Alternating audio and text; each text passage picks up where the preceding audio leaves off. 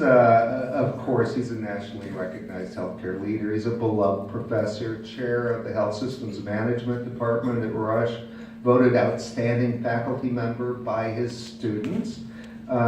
40 years of service not only at Rush, but as president and CEO of Houston Methodist, VP and Chief Administrative Officer of the Henry Ford Health System, and president of North Shore University Health System, Skokie Hospital. He has chaired the University Health System Consortium, chaired the National Center of Healthcare Leadership, and served on numerous boards and councils, including MedPAC, and I work for Medicare, and we rely on MedPAC's advice quite a bit. So he's steeped in academia experience and policy development. But I can tell you from firsthand knowledge, when Peter writes, you read it. When he speaks, you listen with both ears and your heart, because he understands healthcare so well, and he understands not only where we've been, but where we're going. So with that, I'll turn it over to Peter.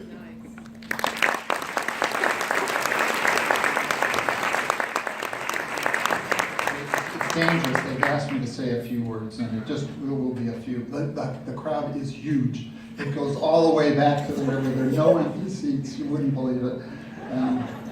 Anyway, this is a word I never would have dreamt possible when I left grad school, to be honest with you. I got a lot of help along the way, but no one did more for me than my wife, Jessie, who, she's right here.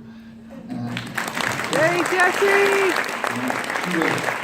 She was willing to marry me and my long hair 43 years ago, when we had no idea where our journey would take us.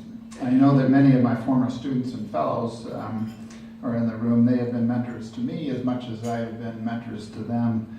And of course, my colleagues at Rush, you're all out there, and lucky to have Mike Dandorf looking at me. He took over the reins for me and made the transition easy to what I'm doing today. Allow me to leave you just with a brief message. Remember who you are serving. Just yesterday, I was on the third floor of our professional building at Rush, and I came across an elderly African-American woman who was lost. She was anxious about the environment of her appointment and what she was about to learn about her health problems. I decided to escort her up 8 floors to her appointment. We got to know each other along the way. I introduced her to the receptionist. I could see her relax, knowing she was one step closer to help. We smiled together. That moment made both of us feel good. Embrace and enjoy these moments for every patient that comes through your doors.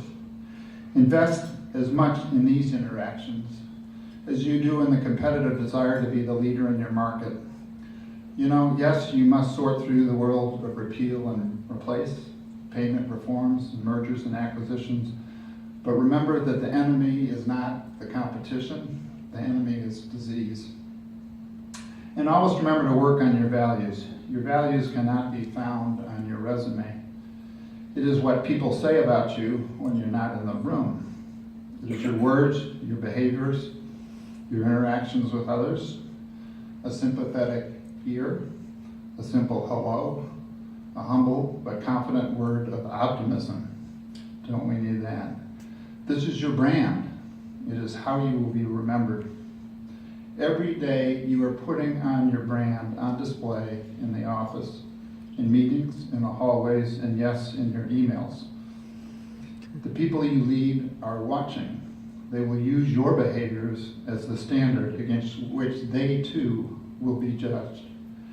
You know, our country is begging for trusting, compassionate, and civil behaviors, and we should begin by displaying them in the organizations we lead.